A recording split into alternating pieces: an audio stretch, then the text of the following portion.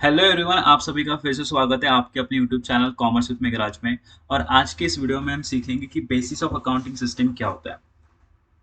एक एग्जांपल से शुरुआत करते हैं कि मेथड्स ऑफ अकाउंटिंग सिस्टम में कौन से मेथड्स हो सकते हैं। ठीक है। अब हम कोई गुड्स को सेल करते हैं।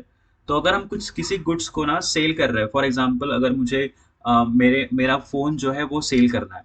मैंने मेरा फ़ोन मेरे दोस्त को सेल कर दिया, बेच दिया। वो क्या करेगा, मुझे उसके बदले कुछ पैसे दे देगा। मैंने अपना फ़ोन मेरे दोस्त को सेल कर दिया 10,000 में, तो मुझे उसके बदले कैश मिलेगी 10,000 में।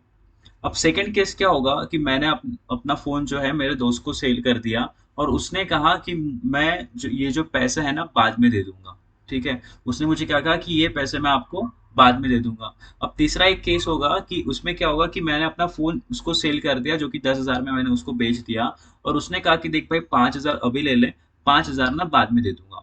तो ऐसे तीन केसेस जो है ट्रांजैक्शन में हो गए।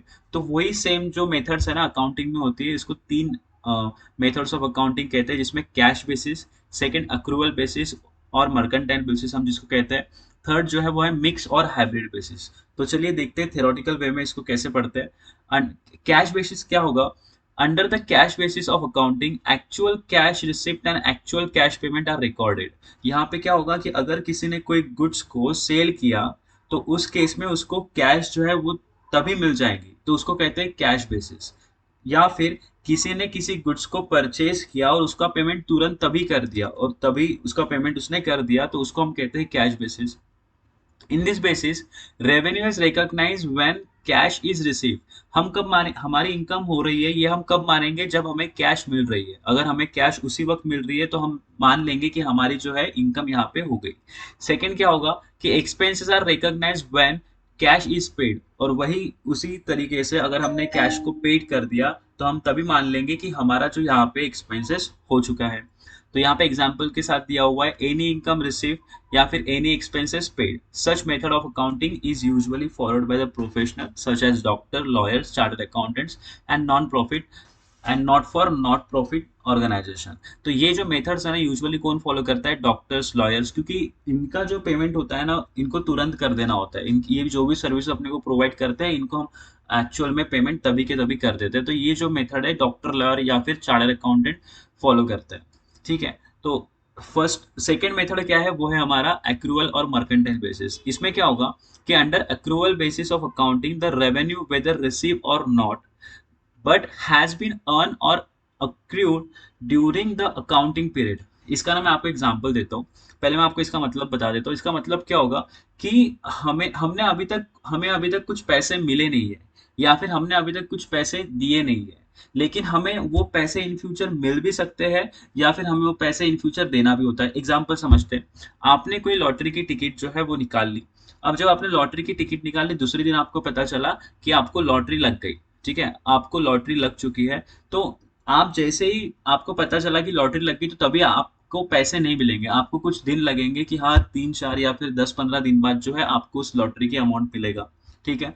तो ये होता है अक्रूड या फिर इसको कहते हैं अक्रियू, मतलब ये इन फ्यूचर हमें रिसीव होगा, ना कि तभी के तभी रिसीव होगा। ठीक है। तो revenue whether receive or not. लेकिन हम क्या करेंगे, हमें लॉटरी लग गई मतलब ये तो कंफर्म हो गया कि हमें लॉटरी के पैसे मिलने वाले हैं।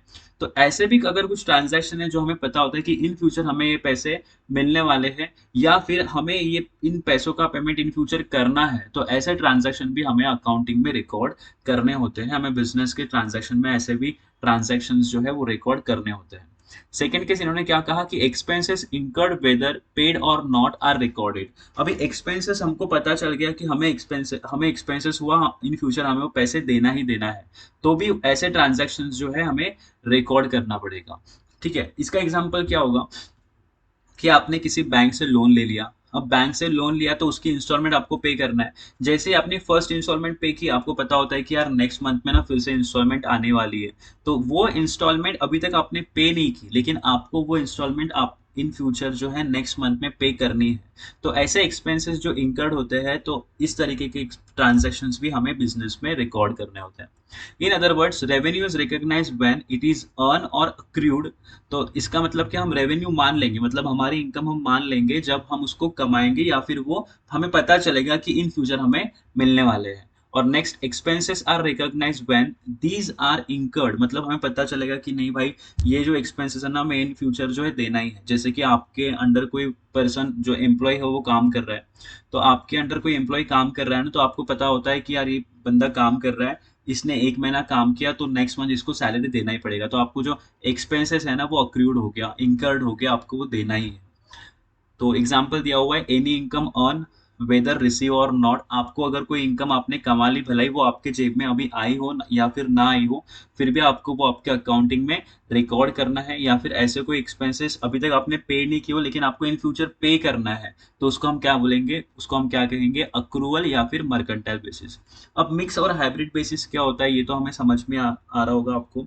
इसका मतलब क्या होता है कि कुछ पैसे हमने अभी पे कर दिए, अगर आपको फॉर एग्जाम्पल आपको 1,000 रुपीज आगे वाले पर्सन को पे करना है, आपने 500 रुपीज पे कर दिए, 500 आपने पे कर दिए, 500 अभी बैलेंस है, तो इसको कहते हैं मिक्स या फिर hybrid basis. It is combination of cash basis and accrual basis of accounting. Under mixed basis of accounting, both cash basis and accrual basis are followed. Revenue and assets are generally recorded on cash basis, whereas the expenses are generally taken on accrual basis. The laws in India prohibit the use of this method. लेकिन problem क्या है कि ये method तो है लेकिन ये method को लॉ प्रोहिबिट्स करता है, मतलब लॉ मना करता है कि ये मेथड जो है आप यूज नहीं कर सकते। ठीक है, तो आज की इस वीडियो में हमने देखा कि बेसिस ऑफ अकाउंटिंग या फिर मेथड्स ऑफ अकाउंटिंग कितने हैं। तो there are 3 methods of accounting, first cash basis, accrual और मर्केंटाइल बेसिस, या फिर मिक्स और हाइब्रिड बेसिस। तो आज का वीडियो अगर अच्छा लगा हो तो please like, comment and share. Thank you so much.